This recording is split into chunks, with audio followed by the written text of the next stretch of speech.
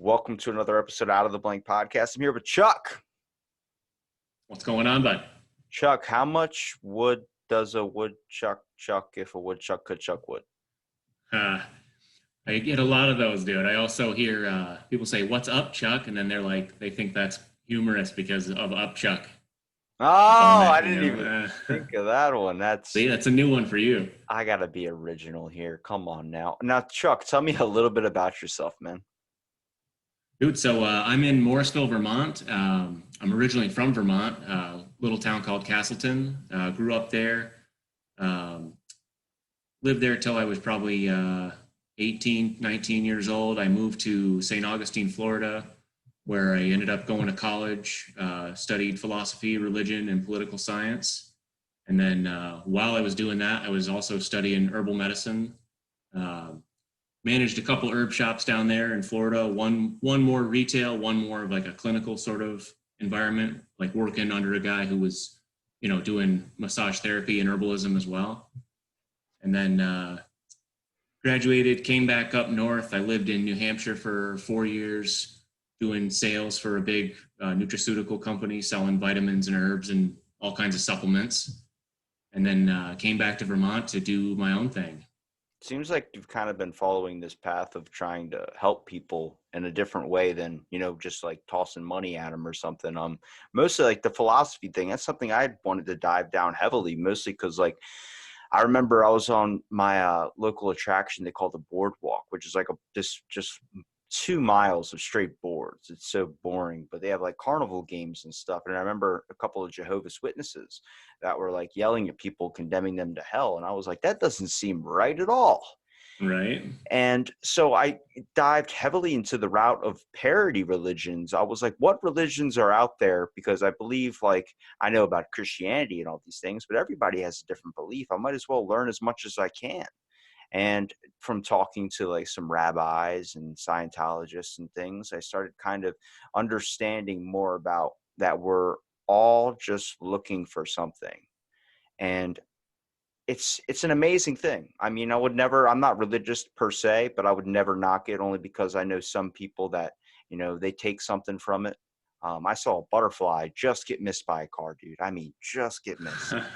And I was like, wow, that's all of us floating through life right now, just getting missed by that car. And it was like this come to God moment. And then like 5 minutes later, I was like, oh, it could have got squashed. And then I would have had a completely different outlook. But like, there are some people out there that are like, when my son was born, I knew there was a God and there was all these things. And that's what boggled my mind, is that like having that belief, it's an amazing thing. And the fact that people can do that and choose to believe that way or have this faith, or maybe there is something out there, I don't know, who's to say. That is what amazes me about people. Well, it's so interesting because I'm not somebody that was raised religious at all. We grew up, my dad lived in Florida since we were very small. And, I remember from a very young age kind of being thinking about all these big questions that you're talking about and asking my mom, like, what's the meaning of all this? Like, where's everything come from? What's the story here? And she just kind of gave me, kind of a very generic answer, like, oh, some people believe in Jesus, some people believe in Buddha, some people this, that, and the other, and kind of left it for me to figure out on my own, go out in the world and kind of think for myself. So it's interesting. I ended up, I studied quite a bit of Christian theology, but also Taoist thought and, Eastern thought, which I'm really drawn to as well. It's funny we're having this conversation today because I'm getting back into doing meditation on the daily. So yeah, kind of my overall beliefs is that there's definitely some sort of intelligence that you can, if you know what you're looking for, there's intelligence woven into everything.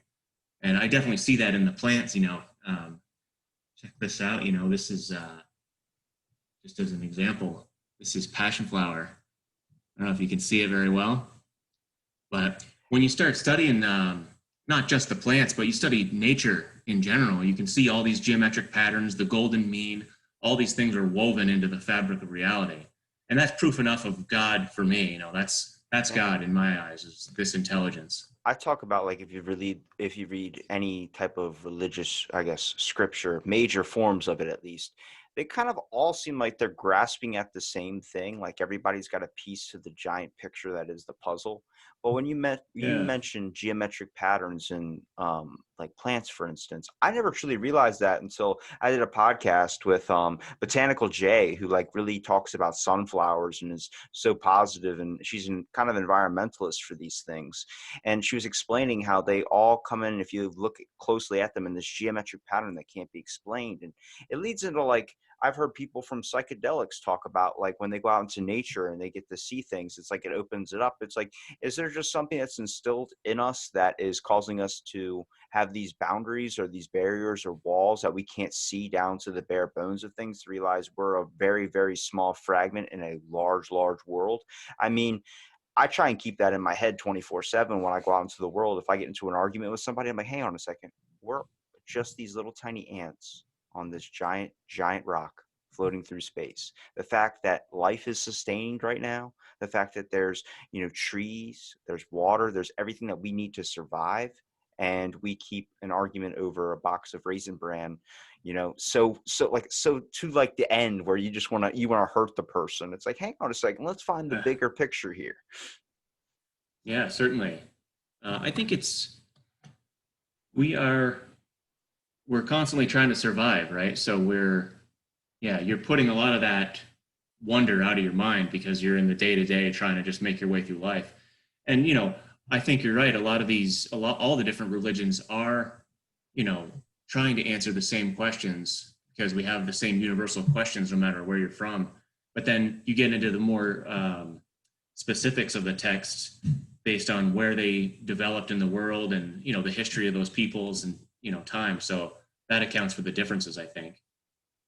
Well, But like if you look you at know, people that choose to isolate themselves in the middle of the woods, I come from a large camping background where I spent so much of my childhood years just camping and exploring wildlife and, loving those moments that I would spend out there too, the crackling of a fire and all these types of things. And I believe nature is like the one thing, if you ever talk to anybody who's a cannabis consumer, anybody that does any types of drugs or something, it's the one place they go to find peace of mind. It's a place to go for meditation. It's a place to go to really get in touch with oneself again. Because I believe why we choose to neglect the opportunity to go to a park or sit and enjoy a sunset, sunrise, or enjoy just the wind in the trees is because we've been built up in so much of society so far. It seems like now it's getting harder and harder to find depending on where you're at. If you're in New York City, for instance, try finding a park that's not like one they just established for beauty.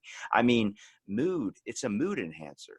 I've kind of mentioned before in the podcast of trying to take down all these buildings where we see people working from home now because companies are realizing, holy crap, after this pandemic, people are working better at home, faster, more productive, and we don't really have to worry about them coming into the office or calling out for sick days because they're home. And it's like with all these buildings that are being abandoned, all these things that just sit here by the wayside, instead of constructing a hotel or something, why don't we create a park?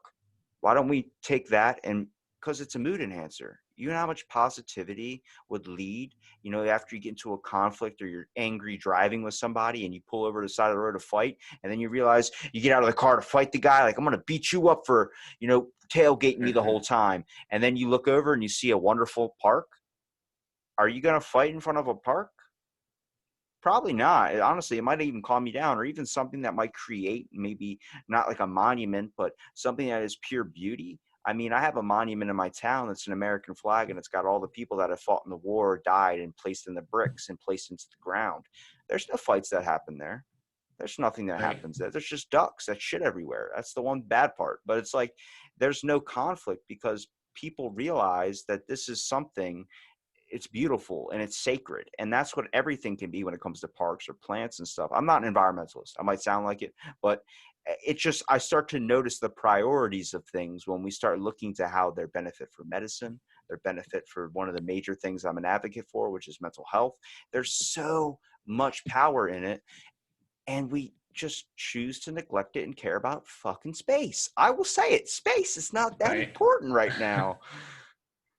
Yeah, I would have to agree with you. I mean, it's fascinating to think about space travel and what could come of that, but we haven't even to quote George Carlin, we haven't even figured out how to take care of ourselves yet. I Yeah. mean, people are, like you say, fighting over really unimportant things, a box of Raisin Bran or whatever you said. Like, yeah. So I really think you're right. We should be structuring cities in a way that are kind of harmonious and in accordance with natural law, and more green spaces, more cities definitely need that. They need more parks, more to be brought more into alignment with the natural law, I would say.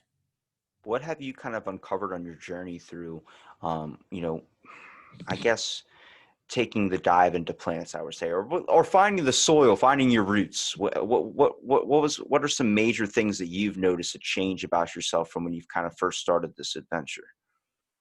Well, and you mentioned mental health, right? So I would say one of the main reasons I originally got into plant medicine is because I had a bunch of anxiety when I was a teenager. And I remember, I'm not sure exactly how old, maybe I was maybe 15 or 16. And my mom suggested, oh, go talk to somebody. And then this lady wanted to give me Paxil was the drug. And I probably took it for only 2 weeks. And I just didn't like it. And there was something that even going into it, I didn't agree with it. I didn't really like this idea of taking this novel substance that's going to, change me or is going to somehow make me better. So I started to look for, a natural remedy that would kind of bring calm and relieve anxiety. Um, so, I mean, just starting small, I started drinking chamomile tea and trying to work out more. And that alone, you start to see these differences. And the further I delved into reading about plants, like, because the first thing that really popped off in my head was when I smoked pot for the first time, and you realize what this plant can do for you. And it's got consciousness changing properties, unlike anything you've ever experienced. Like, and nobody ever tells you this when you're a kid growing up, that plants have all these properties. So some light bulb went off in my head, and I just wondered, like, well, what about all the other plants? What are all these other plants doing? Um, and I, started picking up books and reading about all the different plants out there. One It's remarkable. One fact that we really kind of dismiss and we don't really think about a whole lot is the factor of that these are all organisms that are living just like us.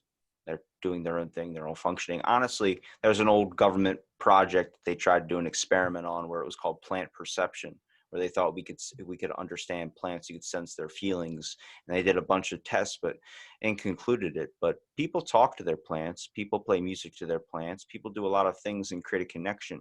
It's kind of like a teddy bear, I would say, except this thing actually is living and breathing and functioning rather than just talking to a stuffed animal. But the benefits it has, it's a form of therapy. There's a relief, there's a toxin. It makes me think of like The Happening, where the plants start making everybody Yeah, kill themselves. I'm like, is that possible? Honestly, it seems like it could get to a point like that because we are ravaging this earth like there is no tomorrow.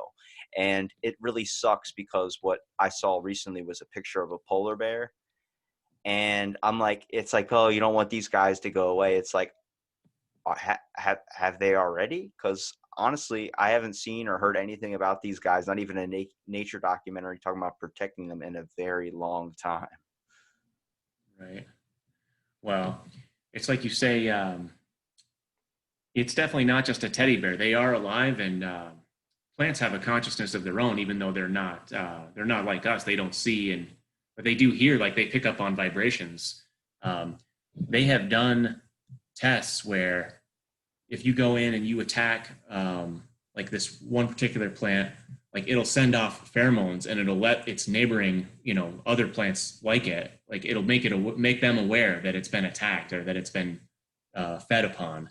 There's a It's certain kind of group of trees in Africa that were being ravaged by insects, and one of them sent out like a chemical signal or some type of signal that told them to change the taste of their leaves. So yeah, when the insects ate it, it was disgusting to them, and they would move on to continue. And I'm like, we're on Avatar right now. The brain of the trees, they're all connected through the roots. Everything boils down to a bare necessity of our environments. I mean, we learn from things that are around us, and plants are just a thing we can learn from. absolutely. Um, and we co-evolved with eating all these wild plants as well. Like, think about what people eat today for plants. Um, it's so reduced in scope and quality from what our ancestors ate. Um, think about the different tastes as well. Like, just an example is the bitter flavor. Like, our modern American diet has hardly any bitter taste at all, but the bitter flavor is so important for proper digestion and proper everything, really, because we evolved to eat all these different species of plants, and now we don't eat hardly any of them. Uh, it's crazy what we have done to ourselves and to the world, but I'm hopeful that we can kind of change course because there is a consciousness around this whole area. Do you know Paul Stamets? Have you seen his work with psilocybin and other medicinal mushrooms? Mm-mm. Check out that dude because he's a big inspiration of mine and many others. But he talks about basically how mushrooms are like a natural internet. They're facilitating communication between all the trees, like you just mentioned, Avatar. Like, that's a real thing. Like the mycelium, all these webs of mycelium through the forest floor, they're sending all kinds of information It's something about called the microbial brain, right? There's like this interconnected thing between each different, I guess, categorization of fungi, and also, like, I mean, we're basically fungi ourselves. Yeah, well, the microbiome, I think you're talking about, like all the different bacteria in your gut, which again, that's also because we eat less different variety of plants, different biodiversity of plants. We have a less biodiverse gut flora as well. And if you look at the research around that, all kinds of mental health issues result from that because they talk about the gut-brain axis. Like, there's the vagus nerve runs from your gut right to your brain. It's really It's a link with anxiety. If you consider, like, when I was a kid, I used to get yes, really bad anxieties where I would get the stomach rumblings, and then I would have to like go to the bathroom like really bad. And then now I'm at the point where it's like it's hard to even go to the bathroom because my head's just so fogged most of the time. It seems like, they just started coming out about the gut brain connection, and I'm like, with this, everything's connected. Everything is one thing doesn't work in our body. It's got to mess with something, right? Just because you don't notice it right at first, there all's got to be an interconnection of things. And it's funny because most people don't really kind of, like, if you look at the mycology field, there's not a lot of people researching into that. At least maybe in your circle there might be, but in most of the science kind of categories to go into, mycology isn't the top dog. Mostly, I right. think it starts off when we're kids. It tells us all the time when we're, stay away from that, it's poisonous. Stay away from that, it's poisonous. It's the same thing with bugs. You never really get to meet any entomologists that really Right. research about these things because they're told for so long when they're little kids that these things are disgusting and to stay away from them. I mean, black mold when I was a kid was a huge thing. Everything on TV was something that had to do with black mold or mesothelioma or some type of asbestos or something that made you think that all these things were harmful. And when that happens, the more they go away, the happier you are. More people don't really care because it's not in their wheelhouse. And you mentioned that the future of it seems a little bright. I think that's true because if you look at the millennials, for instance, a lot of people talk trash on them, mostly because of how irrational they think or overreactive they can be. And I say it's because they're starting to notice the issues that we've been neglecting for so long. I mean, I'm a millennial, but a lot of the issues such as the environment, a lot of the things such as equality and all these things that have been going by the wayside or being swept under the rug for a little while by the older generations have been kind of neglected. So they're like, we got to do as much as we can right now to stop this and halt this and reverse it. They're a fix it generation, but they're not fixing it in a lot of the rational ways. Fighting that from the aspect of there's a right way to do everything, but it's making up for lost time. And that's something that everyone holds precious. And we really, I guess, don't get enough in most eyes of people. Yeah, I mean, hopefully not too much of that will get co-opted and taken over by nefarious forces. But I think the more people learn about this type of stuff, they realize how we've been doing it wrong for so long. As far as like, what are people feeding their kids? What are they giving them for medicines? How much time do they get outside? The more this artificial kind of lifestyle that people are brought up in, and the further away from nature they are, then the more detrimental their lives become. That's obvious. And if you study the past 100 years or so of medicine. It's really, it's kind of sad because people don't realize that even like I have this piece of art on the wall over here it's a map of, it's from 1932 and it's all the medicinal plants that were in use in the country back then. So you go back 100 years ago, like you would walk into a pharmacy, all the medicines available back then were plant medicines. They were herbal medicines. And, you know, because of Rockefeller, Carnegie money, these people came in, they took over the trade of healing, the trade of medicine, and they drove out all of the practitioners that were not allopathic medicine. So then we, you know, now we live in this time where people have no connection to the plants. They hardly know what's in their kitchen cabinet. You know, they don't understand that the spices in their kitchen cabinet are actually powerful medicines. And there's a reason those things are so commonplace. There's a reason why great wars were fought over spices, and people would sail across the world for these spices because they really are powerful. Not Now even just it's, spices either. Salt was the biggest thing we had to preserve our yeah, food. Nobody even exactly, considers that. We didn't have refrigerators back then. The people put salt on everything to make sure their food would last and reduce bacteria growth. for sure.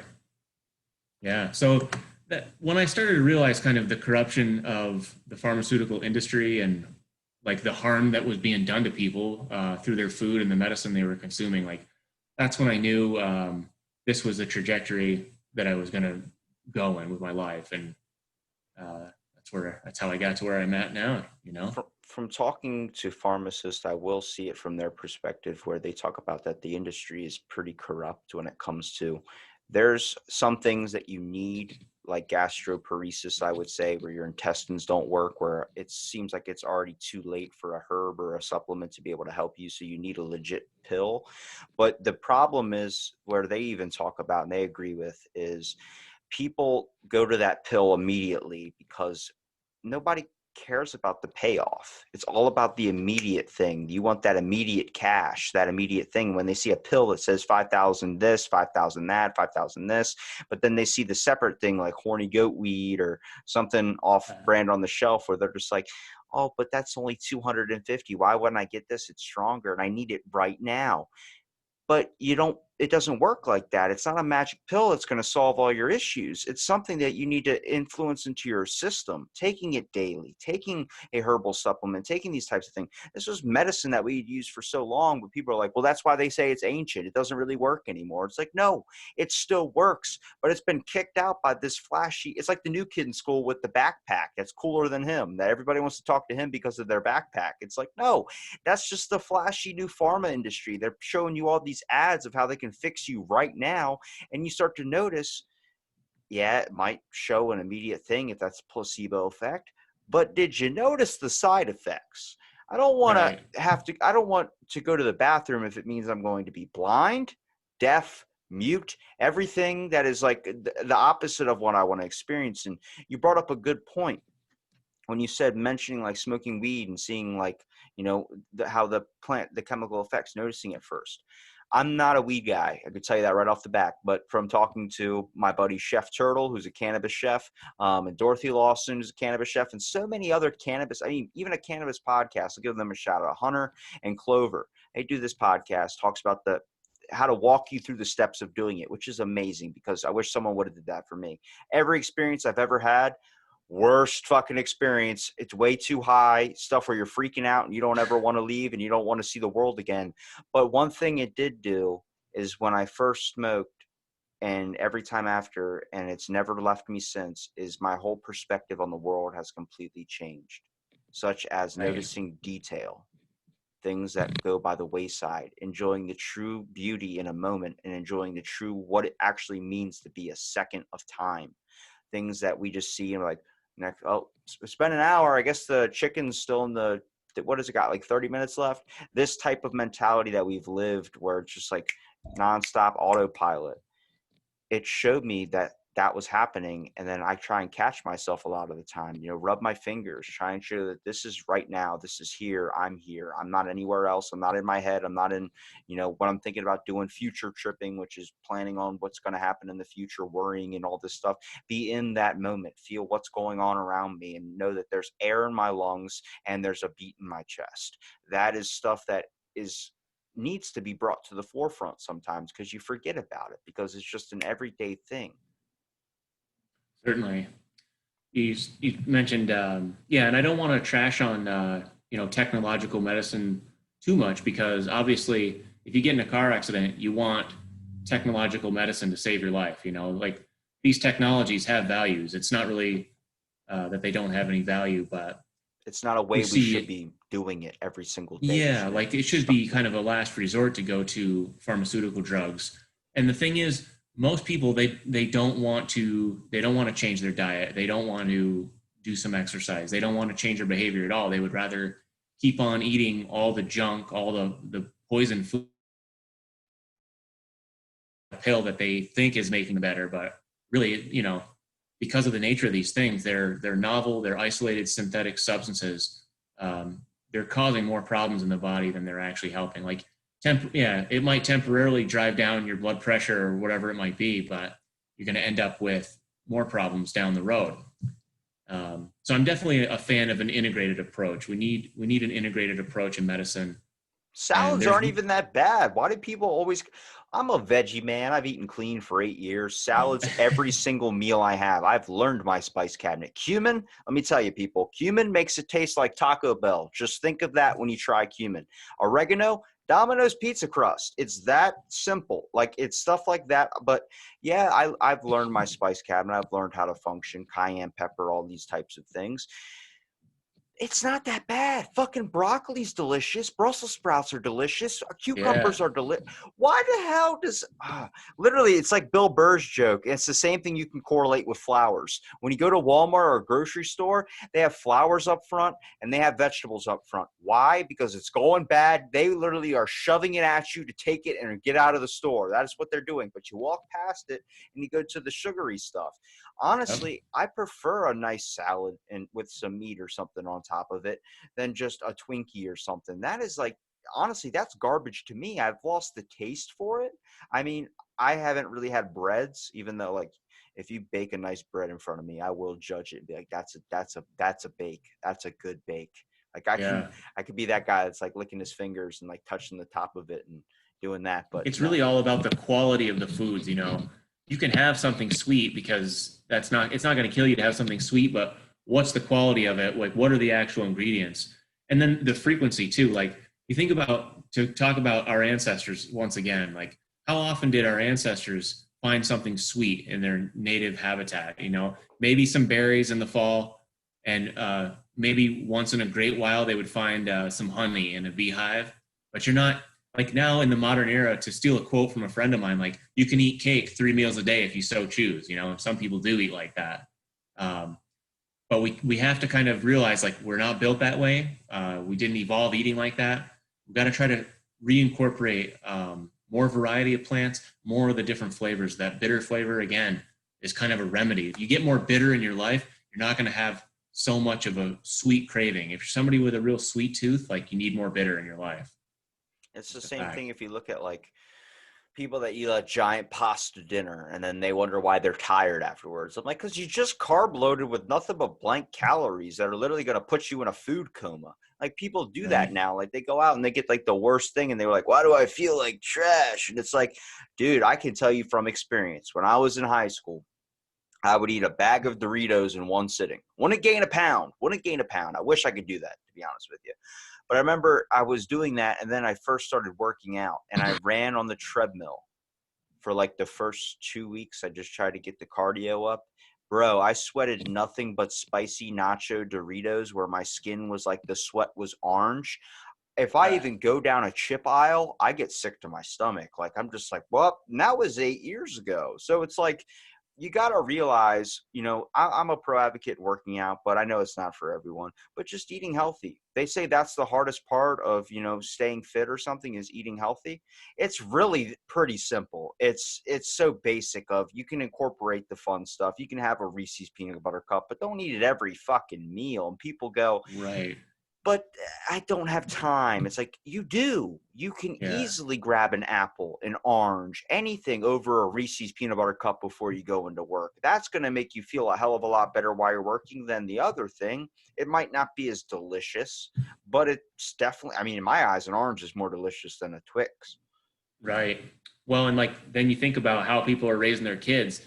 It's like, oh, he won't eat an apple, he won't eat an orange. It's like that's because you're feeding him Twix all the time, and you've hijacked his taste buds, and that's like the sweet thing for him is pure candy, pure sugar, and it's a Louis C.K. joke. It's like, oh, now an apple tastes like cardboard because of that. So, yeah, man, we got to get people thinking about like actually what they're eating and what it's doing to them.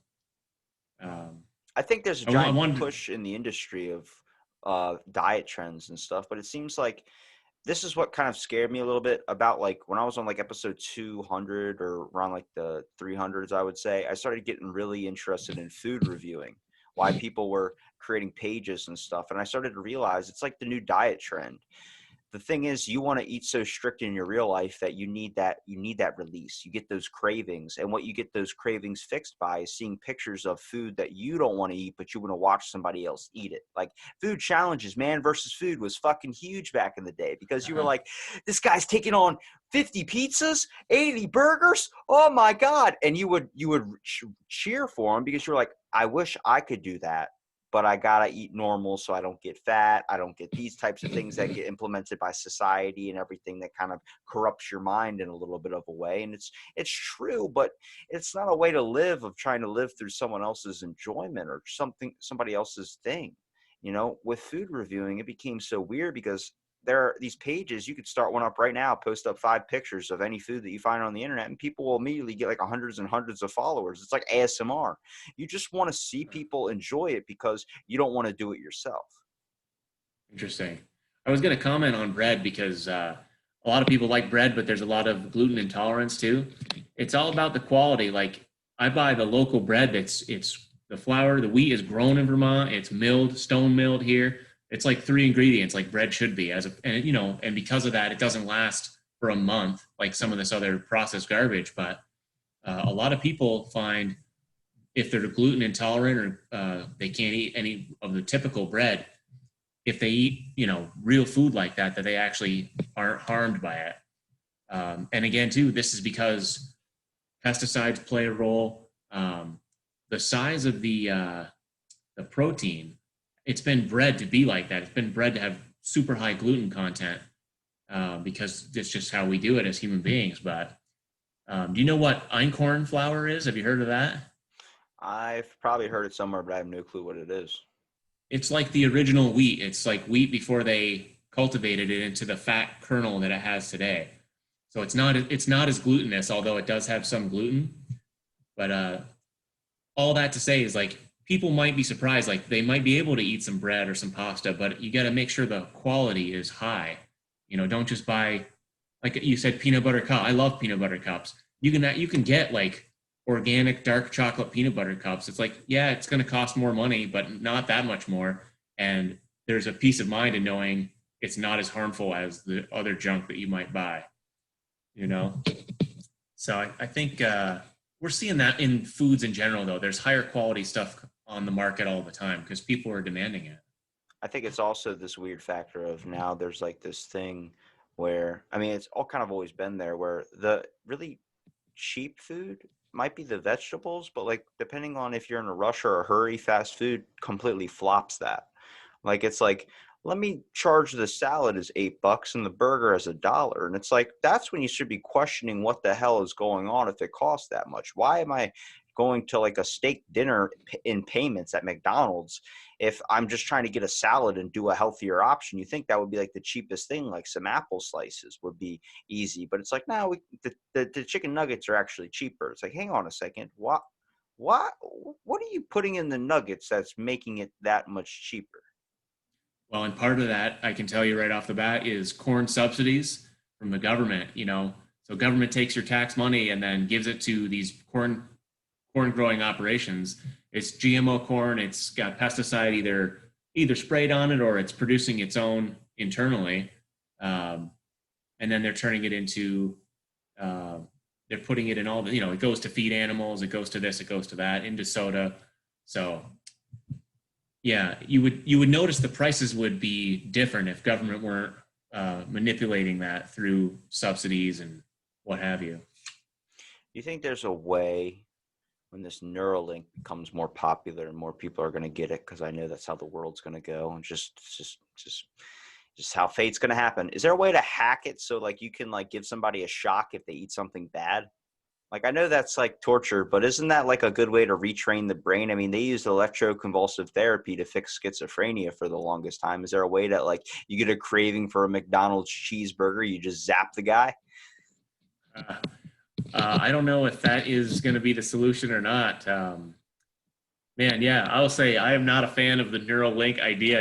You'll Yeah, find me out in the hills before I take that shit. that's I what don't know I'm if I can saying. cuss on your Oh, podcast, you can, dude. I've probably have done it like 15 times already. But dude. taking a saw to somebody's head and then putting a little thing inside, what the fuck? People are going to hack that so quickly. And we have the best intentions for it, the best intentions. Oh You're going to yeah, have knowledge, be able to translate anything on your brain.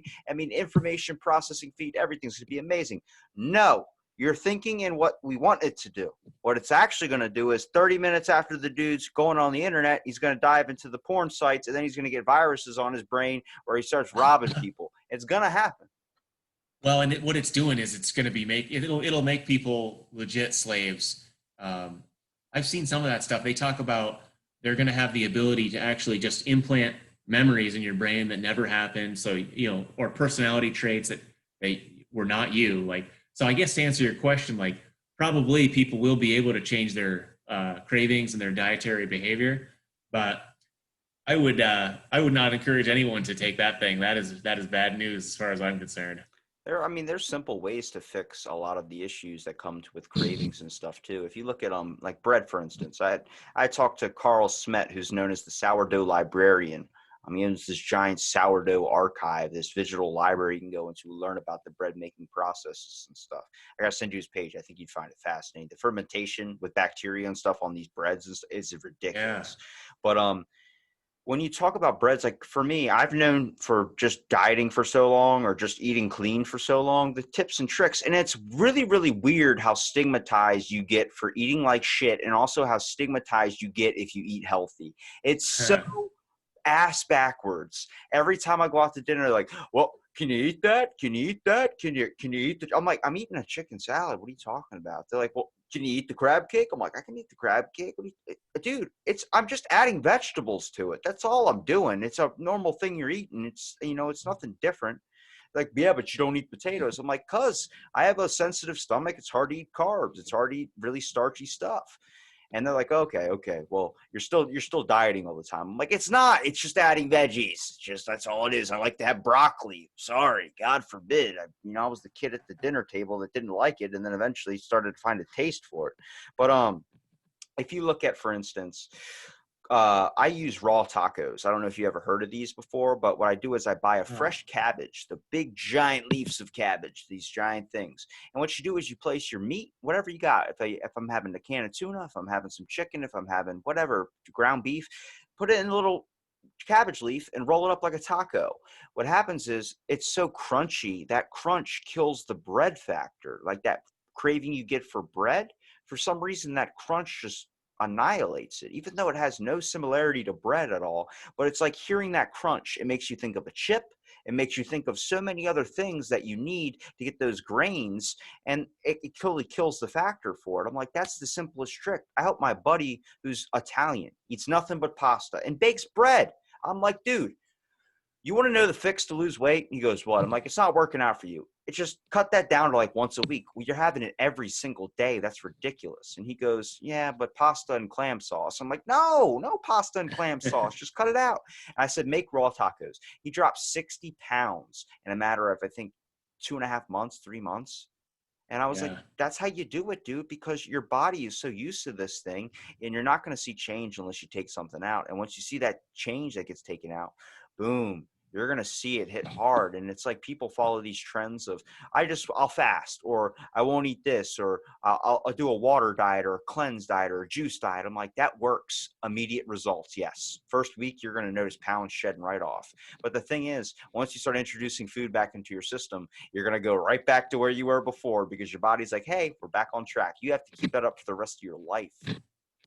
Right. We're talking about legitimate behavioral change and not, no, again, there's no quick fix, is there? It's, yeah. And again, if you kind of get to a place of normalcy where you're not eating huge amounts of carbs every single day, weeks on end, like, then it's okay if you have some bread here or some pasta there.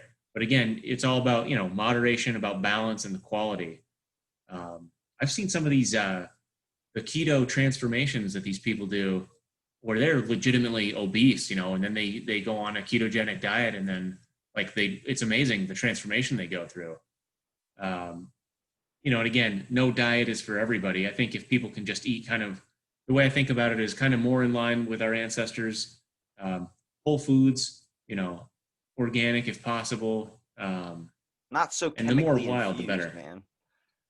Say again? So not so chemically infused. Right, exactly.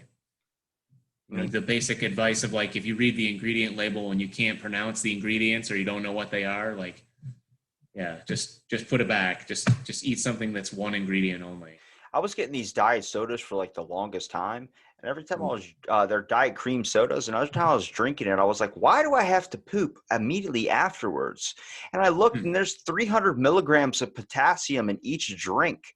I'm like, well, that's weird. That's like a banana and a half. And then you look at it, it's like it's gluten-free. I'm like, what the hell is in this thing? And you start realizing, I mean, a lot of it's I guess it was supposed to be one of the organic sodas. I just didn't realize. I guess somebody put it back in the wrong shelf aisle, and I just kept buying it. But it was Mm. a weird how I would drink that and be like, why can I drink 3 of these and it feels like 3 of them equal a Coke? And they're just so light. It was like a sparkling water instead of a soda. It was a light thing. And it was because it didn't have all the harsh kind of chemicals that ran through it. I mean, if you drink a Coke, you fucking feel that. If you actually Oh, drink water for a week, then just have one Coke, you start to be like, wow, I'm full and feeling weird in my stomach a little bit. You start to notice the change of it. And then that'll stop you from drinking it so much. But the thing is, you get used to something like drinking a Coke a day. I worked at a hotel where we had a vending machine downstairs, no waters or anything for sale. They were $1.50 or something. You had to go in the back. And then a soda was 50 cents. So it was much cheaper to get a soda. I went from having a soda every couple of days while I worked to a soda a day to 3 sodas a day, to the point where I was I just got to stop. I just eventually I was like, I can't do this anymore. I just can't. I'm taking a break from it. I took a break from it for 2 weeks. I haven't picked up a Coke since. It was just yeah. I'll drink a different soda, but I can't have. I lost the taste for Coke. Just that sip of it, I'm like, nope, this tastes wrong. It doesn't taste like anything anymore. Well, and even the diet sodas are basically poisoned. If you look at some of the research on aspartame, these synthetic artificial sweeteners, they're neurotoxins. They, give people migraine headaches, or they cause all kinds of problems. Well, just because I don't want to be pretentious, because I am drinking one right now, I am going to say, at least it's better than heroin. No, I'm just, I'm just kidding. No, and it is better than heroin. So, and we all have our foibles. It's no one on here is saying, oh, you should be perfect like me. I'm not holier than thou, but, and it depends on the person too. Some people aren't affected by them as severely, but You shouldn't be drinking a gallon of it a day. Everything is fine in moderation. That's the main key here, is that you can have a little bit. It'd be best if you couldn't do it at all. But if you need it, I know some people that trying to go from having 2 liters a day to having nothing just but water. That's a giant shock to their system. They're getting these cravings, if they're going through an alcohol withdrawal or something. And it's what's a great alternative is kombucha. I love kombucha, and it's nice and sweet and bubbly. I've never had a kombucha. Oh man, you got to get on board. There's this one brand, I forget the name. I think it's called Live kombucha sodas, and they have a cream soda one, a Dr. Pepper one, a cola one, and a Sprite one, but they're not the brand name, but they're just along the lines of those flavors. See, what And happened is they're before I had a good. kombucha, I had a LaCroix, and I thought that was like the same thing. And LaCroix tastes like ass water. That's not good. That's nothing. I don't know what that Right. is. And they only sell them in 12 packs. So I bought a 12 pack. Next thing I know, I'm like, I don't even like one. I'm not going to drink any Right. of these. So you throw the rest out. Those are the natural flavor carbonated water. A lot of the natural flavors are not even that natural, you know. So you got to watch out for everything because there's a lot of like there's quote unquote healthy chips that are like Doritos. You know, they're organic corn and whatever, but they still have maltodextrin and all these other things that it's basically MSG. So it gives you that like that delicious taste on your tongue. You want more. You just keep going back for more because it's hijacking your brain and telling you this is the most delicious thing I've had all day. Like I need more. I'll give you a good example. I had bought the half and half Arnold Palmer's tea, the guy with the golfing on it, where he's like, "Hey," like that. I had a Right. thing of it in my fridge for like 2 months. I had a sip of it and I just didn't touch it again for a while. And I was like, "This is just taking up space. I'm gonna take it out." So I grabbed it and I took it out to dump it in the giant gallon ones to dump it in the sink. Dude, the syrup or whatever was at the bottom of it clogged up the sink drain. Like it was just black gunk. Like I was Yeah. like, whoa, like that. I could have easily just gotten thirsty one day, came in and took a swig of that, and then it would have got all that in my system. Like to the point, like when something's off, or you take a sip of something, you're like I'm getting phlegm. A lot of phlegm happening here. Like, you know what I mean? Because it's like mud coming down your digestive system. And I saw this thing because I was suffering with some gastrointestinal stuff for a while. It turns out to be a spine issue. And when I was trying to figure out, like, is there something clogged in there? They're saying like it's just something's not working properly. So I'm like, what is that? And I started seeing all these people that were doing these cleanses and this certain drug or whatever that they had created, and people would take it and like it would crap out like a DNA complex, and it was just black tar that was like in like one of those DNA sequences where it just circles down, like spirals down, and it was like in the full length of their intestine. You could see the imprints of where it was stuck against the intestine, and it had imprinted like when you put your face in like a cushion and you take your face off and you see your face still in the cushion. It was like that. People were like pulling it up and holding it out, and I was like, whoa, like how is this possible? I mean, I had a day where I didn't go for 52 days. And then my doctor was up. Like I went to the bathroom. I dropped 6 pounds. I swear to you, that's not a lie. I went from 142 to like 136. And I was like, how is this possible? And he goes, your intestine can hold up to like 10 pounds. It's pretty big. But the issue is when that starts happening, that's waste and it's not exceeding anywhere. And this is the problem that you'll start to see nowadays and it started becoming more prevalent. I don't know if it was because, when you get a car, like I got a Kia when I first had it, and then everyone was driving a fucking Kia. I'm like, what the fuck? Like, everybody's Right. got my car. But once I had the intestinal thing, everybody I was talking to was like, I have an intestinal issue too. I have an intestinal issue too. I'm like, it's going to become more prevalent in times now. People are going to be suffering from intestinal issues because of the fact is we're doing so much jam-packed shit to our bodies. It's like smoking a cigarette, and then you realize 40 years later, you got to pay the price. Right. Yeah, man. And gastrointestinal problems are probably it's probably the number one thing you hear from people when they come in looking for remedies or to do an actual intake. Like people have gut problems because again the food is junk that they're eating and everything. Here, check this out for yourself or for anybody else that um, gets constipated or has gastrointestinal problems. You got to check out this stuff. It's called Triphala, and it's actually three plants together, but it's typically just find it as one either pill or powder. And it's three fruits from Ayurveda, from Indian medicine, and they're sour, bitter fruits. The powder works better. You mix it in water and drink it, but you can also take the pills and it'll be effective.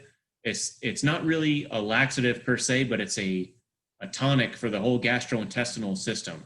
And it's one of the most healing substances for the GI I've ever encountered. So that's like my go-to for if somebody comes around and they've got stomach problems. Like I ask them, have you ever had this? Like maybe you should try it. Triphala, it's Triphala. I will look that up because the way I've been doing it is not.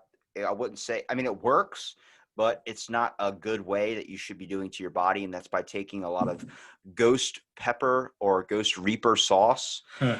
and the heat of it, I put it in like a protein shake and I drink it. Bro, that is like a jam pack to your intestine where it's like, here we go. Like, hey, everything just unlocked. You better, rival in pain. But I'll have to look that one up. And I know you mentioned before about the coupon code you wanted to put out there too. But some of the supplements you sell, you started to notice a lot of the things, and you wanted to sell it into a form. I mean, that's amazing because first of all, I know, you're selling it for money, and but you got to get paid. But I mean, the whole factor of you're still kind of showing people that, like, hey, you don't have to have a license or anything to get this form of medicine. How many times you go, even when you're getting a medical card or something, it takes a giant thing to hop through before you can get that. And CBD and stuff, you can just order that online. Any type of plant medicine, you can order supplements online. You don't need a license to do that. I mean, because there's nothing. That's how you know something doesn't have a little warranty thing on it. You know what I mean? Like, hey, you don't have to have this because this has no way of killing you. It's like overdosing on melatonin. It's fucking impossible. Well, and I'll speak to the supplement and vitamin industry as a whole, because there's a lot of misinformation out there. A lot of people will say wrongly that there's no regulations over vitamins and supplements and herbal products. Like, that is not true. There is abundant regulation over the industry.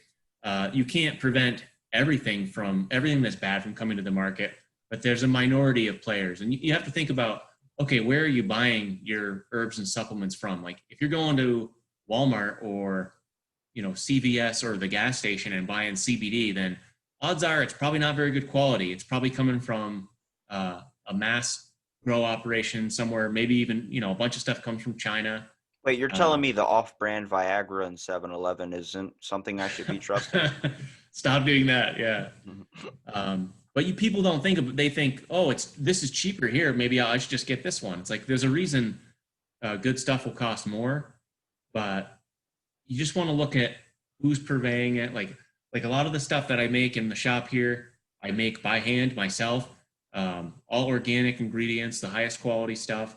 And then other things that I sell that I didn't make, I've, vetted, and I know it's a high quality product. And it's like, there's tons of good brands of supplements on the market. And really, you mentioned like side effects or people, like hardly anyone has ever died from herbs or supplements. Like, I'm not going to say that's never happened, but typically if people are harmed by taking something like that, it's because they're already on pharmaceutical meds. And that's where the problem comes in, is there's a contraindication with the drug that they're taking. If they hadn't been on the drug, then they could take the vitamin, herb, or supplement without any cause for concern.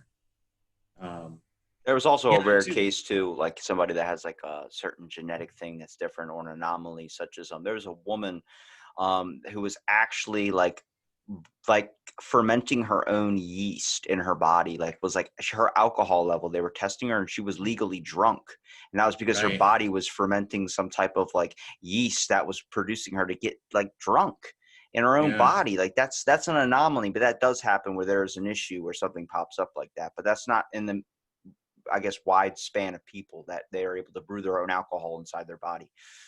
Right. And I mean, that's why too, it's the more complicated issues people have, they should talk to a proper herbalist or a naturopathic doctor, and have a real intake, like sit down and talk for an hour or two and really get to the bottom of the issue. Because then you are going in with more knowledge. You're not just like the current pharmaceutical model is just like you're 5 minutes with somebody, they give you a prescription, and then you're out the door.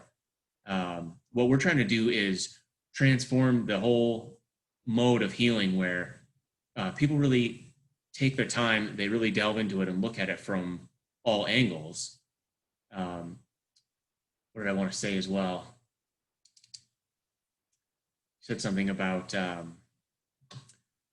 coupon code and like, I make my own stuff here, but I encourage people all the time to find your local herbalists, find your local health food store, and go and support local, because local is really key as well. If you're able to, you want to keep a lot of your dollars in your local economy.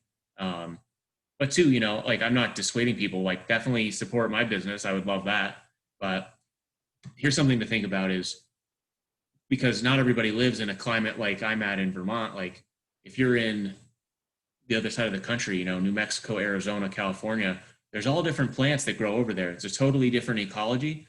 And odds are, if you've been there for 20, 30 years, your body has adapted to that climate, that the pollen that's in the air over there. That's why they talk about eating local honey for your allergies, because that's kind of acclimating your body to the pollen that's in your region. So think about that as well, as far as consuming the plants that are in your local ecology is very important. And getting familiar with what's in your area is super important. Please promote your page too, man. Wrapping it up here at the end, I'll make sure to link everything in the details, but I want to know where people can find you. Cool, man. Yeah, my business is Rogue Herbalist. It's ROGUE is Rogue. So rogueherbalist.com. I'm on Instagram, Facebook, Twitter. I think that's all of them. But we've got, I've got my own, it's the Rogue Herbalist Academy and Apothecary here in Morrisville, Vermont. It's an herb school and apothecary. You can come and you can buy herbs and supplements. You can see the apothecary back there, and I've got a bunch of product over here. We make CBD stuff that's, grown locally, Vermont grown. And then I have specialty formulas with other herbs as well. I do a lot of my own wildcrafting, going out and getting mushrooms. And you're a plant potionist. Yeah, I'm many things, dude. Herbalist, philosopher, entrepreneur. Just trying to spread the good medicine, Spread the word of the plants. Dude, I will set up a coupon code for your listeners if you want to. We can just do it out of the blank. OOTB. There you go. Me representing OOTB. That's like a gang. That's awesome. There's a large following in Estonia. I hope there's a cult that's happening down there. That's awesome. All right. Thank you for listening to this episode of Out of the Blank podcast. Stay tuned for our next episode.